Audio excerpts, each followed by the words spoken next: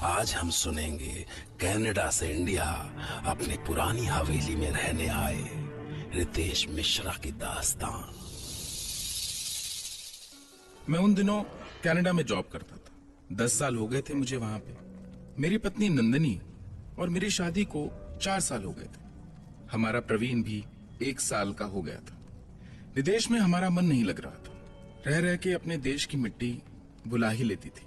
Finally एक दिन हमने डिसाइड किया कि हम इंडिया वापस चाहते हैं, वहीं कुछ कर लेंगे अपनों के बीच। बनारस में हमारी पुरानी हवेली थी जो सालों से बंद थी। नंदनी का मायका बनारस में था, सो हमने सोचा कि उसी हवेली को होटल में बदल के हम भी उसी में रह लेंगे। सो एक दिन हमने अपना बोरिया बिस्तर बांधा और इंडिया की प्लेन पकड़ ली और बनारस आ गए अपनी पुरानी हवेली में।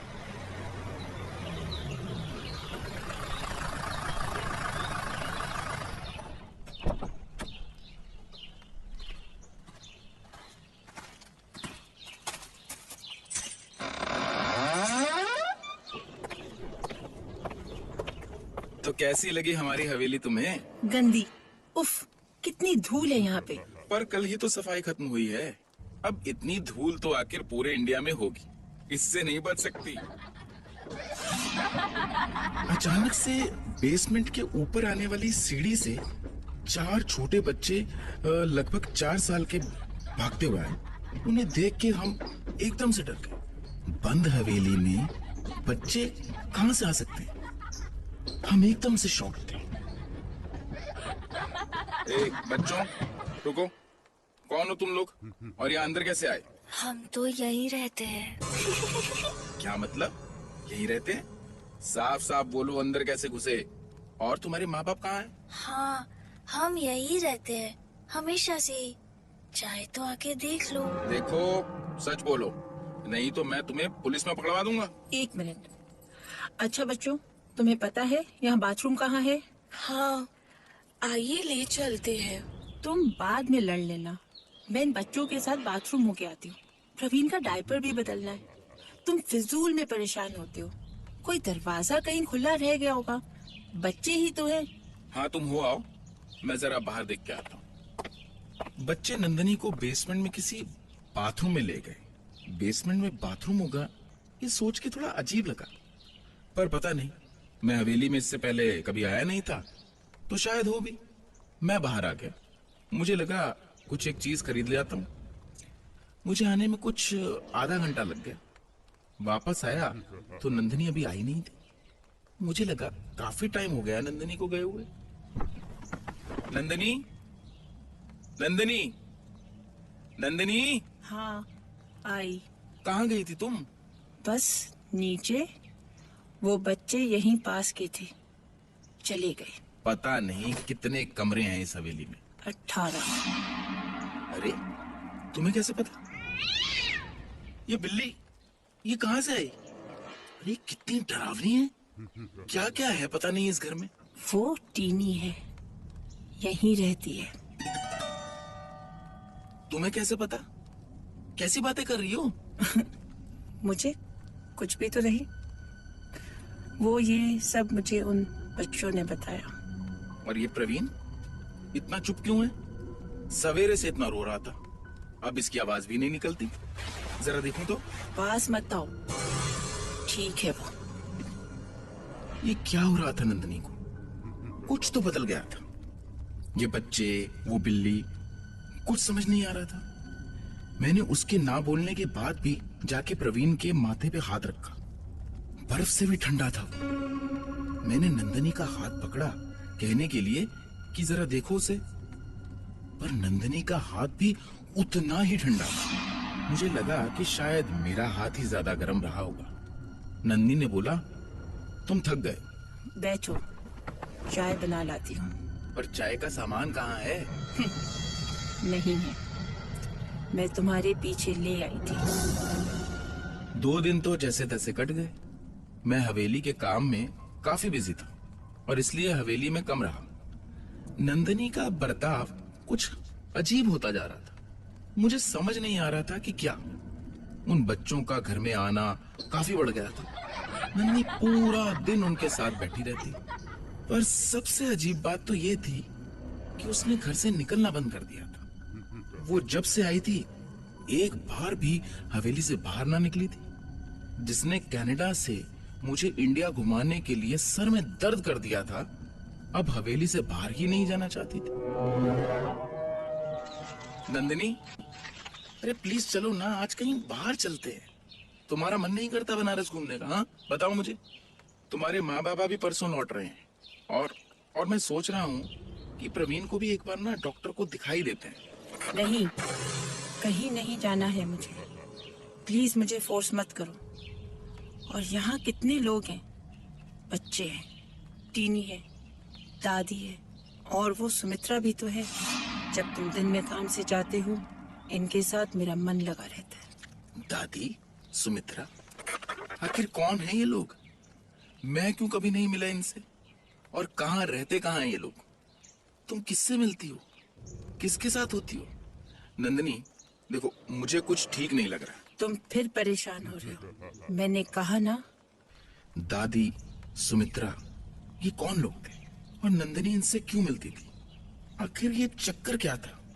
तसल्ली के लिए मैंने बोला, ये जो भी लोग हैं, नंदिनी, मुझे इनसे मिलना है। हाँ, तुम मिल लेना। अभी तो यहीं थी दोनों। हम तो यही है बेटा, हमेशा से यही थे। कौन है ये नंदिनी? और क्या मतलब हमेशा से?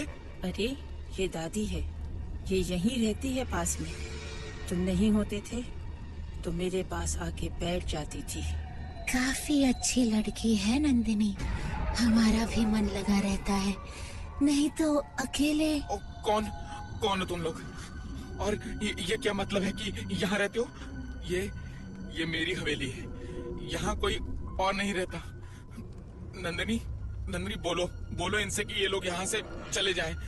मैं पुलिस को बुलवाऊंगा। नंदिनी, उठो। मुझे उस समय कुछ समझ नहीं आ रहा था। मैंने नंदिनी का हाथ पकड़ा और उसे उठाया। मैं उसे यहाँ से बाहर ले जाना चाहता था। मुझे लगा ये लोग वैसे ही कितने अजीब लग रहे हैं। नंदिनी अगर यहाँ एक पल भी रही तो पागल हो जाएगी। उसके एक हाथ में प्रवीण था। मैं उसका हाथ पकड़कर उसे बाहर ले जाना चाहता था। नंदिनी, चलो यहाँ से। नहीं ले जा पाओगे। अब वो कहीं नहीं जाएगी। हमारे साथ यही रहेगी।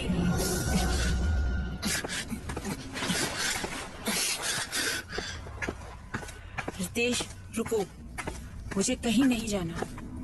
रितेश।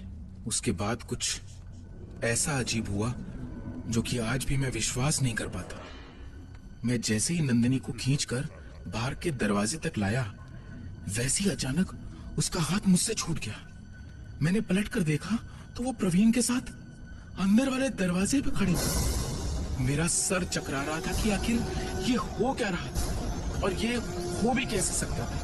It's not possible. तभी एक आवाज आई। बम बोले, बेटा हवा को नहीं पकड़ते, वो कभी हाथ नहीं आती। आप कौन है? मेरा नाम परमहंस है। मैं एक योगी हूँ।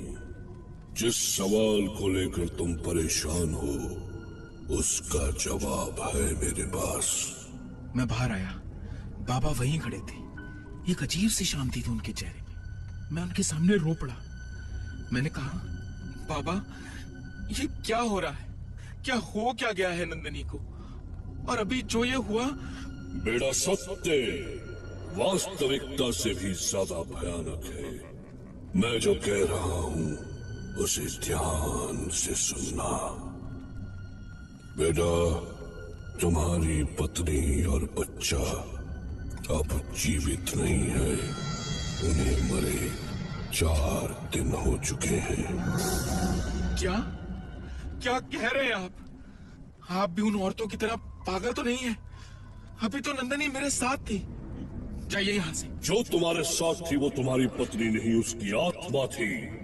तुम्हारी पत्नी को भी नहीं पता कि वो मर चुकी है, ना ही उसे पता चलेगा कभी। तुम्हें इस हवेली के बारे में कुछ नहीं पता। बहुत साल पहले यहाँ पे 3 बच्चों को उनकी माँ से अलग करके निर्दयता से मार दिया गया था, पर उनकी आत्माएं आज भी इस हवेली में है। जो कोई भी औरत इस हवेली में जाती है, वो बच्चे उसे अपनी माँ समझकर मार देते हैं। और सबसे बड़ी विडंबना ये है कि इस हवेली में जो मरता है, उसे भी नहीं पता होता कि वो मर चुका है।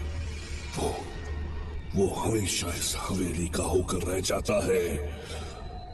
वो बूढ़ी औरत और उसकी बहू के साथ भी यही हुआ था बेटा। मैं फिर भी नहीं मानता। आओ, चलो मेरे साथ। पकड़ो तो। मैं बाबा के साथ अंदर गया।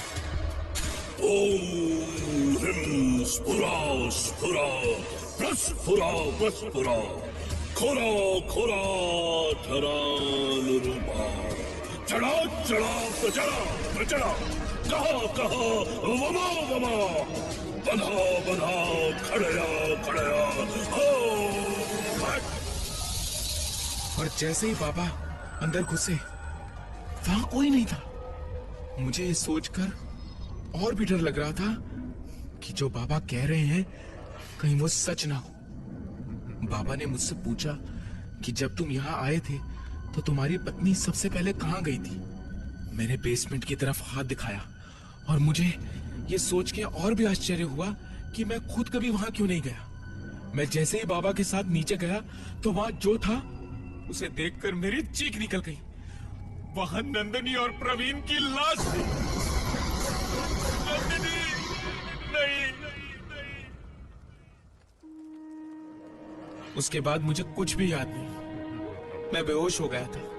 काफी दिनों तक मैं हॉस्पिटल में था। डॉक्टर्स ने कहा कि मैं सीवियर ट्रॉमा में था। नंदिनी और प्रवीण की अस्थियां मेरा इंतजार कर रही थी। मैं उन्हें वहीं गंगा में विसर्जित कर कनाडा वापस आ गया।